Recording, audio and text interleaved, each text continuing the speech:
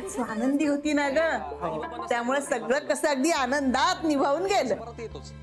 आई, बाबा ऑफिसला गेले? हो. का ग, तुला उशीर झालाय? बाबांबरोबर जाणार होतीस? नाही, मी मुद्दामच उशीर केलाय कारण मला तुम्हा सगळ्यांशी बोलायचंय.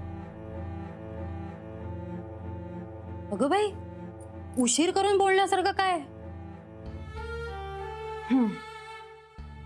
तुम्हा सगळ्यांचं काल काय चाललं होतं? काय चाललं होतं म्हणजे? तू बघत होतीस ना? हो, बघत होते, पण आता बघण्यासारखं काही राहिलंच नाहीये. म्हणजे? आई, मी स्वतःच्या डोळ्याने पाहिलं. स्वानंदी महेशला असं करत होती, थम्सअप, आणि दोघे एकमेकांकडे बघून हसत होते. अगं बाई, मी नाही पाहिलं ते.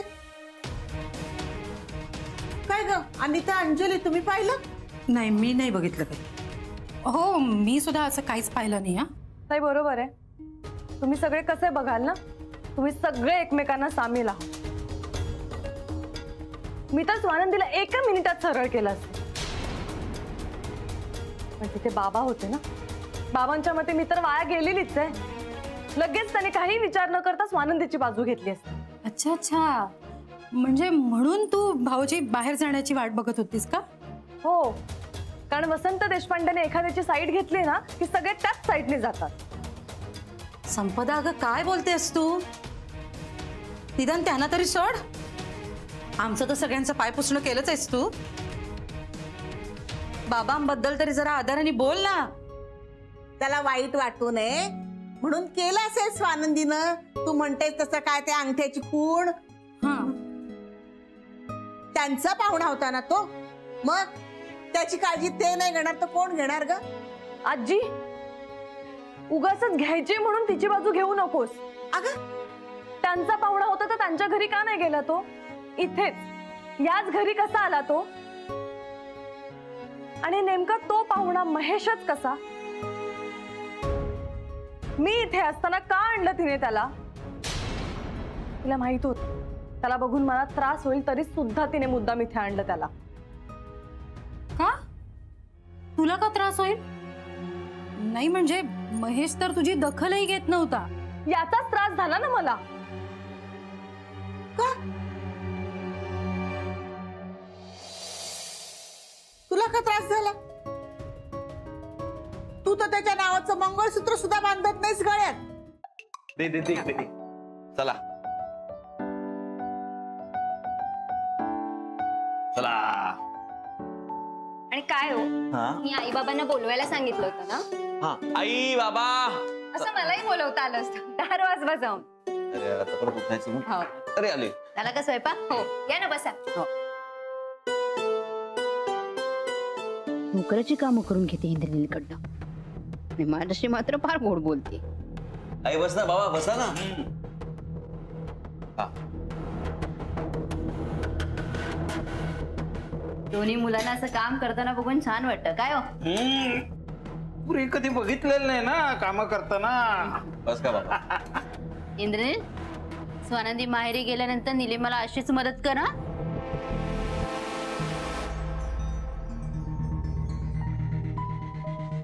हे काय झालंय बाईसाहेबांना? मुलांनी कामं केलेली तर आवडत नव्हती यांना.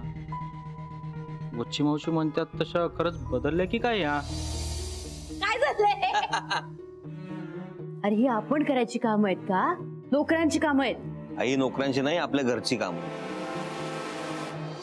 येस, आणि हे सगळं कापून झालेलं आहे, पीठ मळलेलं आहे. ओके. एक होता राजा.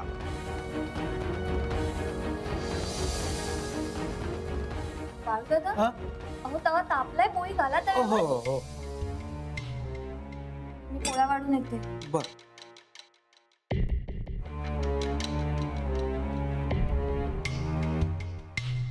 वहिनी, आईंचे स्पेशल आलू पराठे आणलेत की नाही? हो, आहेत त्यात. निलिमा, तू पण बस जेवायला. आई, मी वाढायला थांबते ना. अगं बाळू आहे ना. आणि असं किती मोठं घर आहे की धावाधाव करायला लागतेय. 1.5 वितीचं घर. बस तुझ्यावर बस. बस ग वहिनी, याला बरं वाटलं जरा. निलिमा दिवसभर काम करत असते पण तोंडात एक चकार शब्द नाही येत मुलीच्या. गप्प असते अगदी. इंदिनी, आपल्या घरात एवढा मोठा प्रसंग झाला, हातपाय गळून गेले होते रे अगदी माझे, पण निलिमा अगदी शांत होती.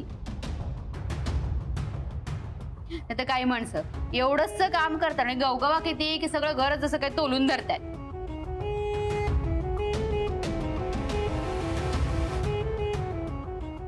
पण निलिमा नाही आहे तशी, अगदी गुणी. काय स्वानंदी? हो हो चला. आज सगळं विचित्रच होतंय. निलिमा वहिनीवर एवढं प्रेम, नाहीतर डोळ्यासमोर धरत नव्हत्या त्यांना. हा चेहरा घेऊन जेव्हापासून घरी आलेस ना तेव्हापासून रड लागले घराला. लग्न होऊन 5 वर्ष झाली, कशात काही नाही. अगं बाई, यापुढे तुझी बिरबलाची खिचडी शिजणार कधी आणि आम्ही सगळे गिळणार कधी?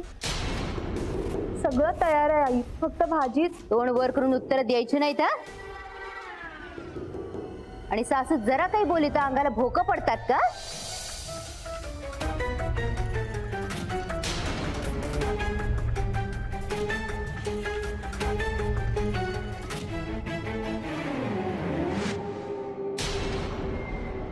किल्ल्या नाही सांभाळता येते, घर काय सांभाळणार?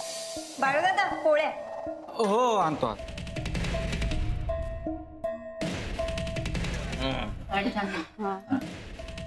आई खरंच काम पडतंय ना बहिणींवर. मी नको जाऊ का माहेरी? अगं नाही नाही, तुझा काहीतरी गैरसमज होतोय. तसं नव्हतं तिला म्हणायचं. हे बघ, निलिमा तिची आई आजार आहे म्हणून जाते की नाही सारखी सारखी माहेरी, तर तूही जात जा माहेरी असं म्हणायचंय तिला. तसं नाही, पण मी गेले तर सगळीच कामं वहिनींना करावी लागतील. हो ते खरंच आहे, तिला सगळीच कामं करावी लागतील. नको जाऊस तू.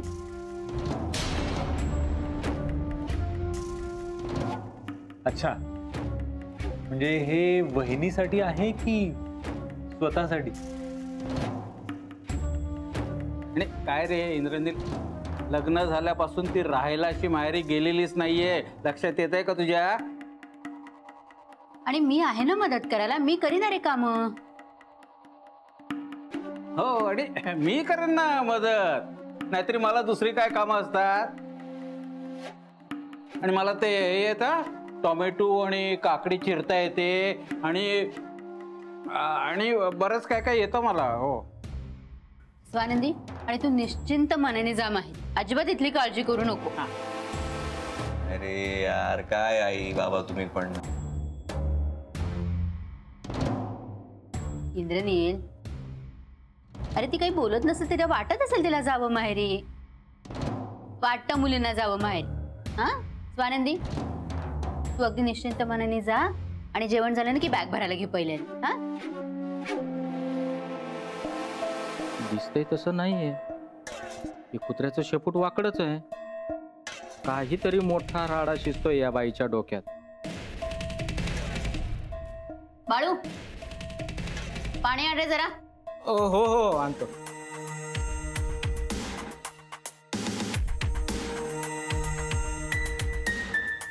बघ मला काय आई पराठा देऊ अजून? नको नको.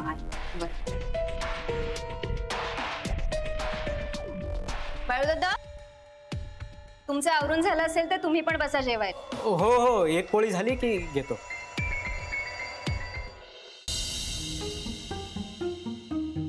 आज नीलला इथं थांबून घेऊया का? आपल्याकडे? अगं झोपतील का तुमच्या रूम मध्ये? पण विचारणार कसं? विचारायचं कशाला? मग आपण तशी परिस्थिती निर्माण करायची.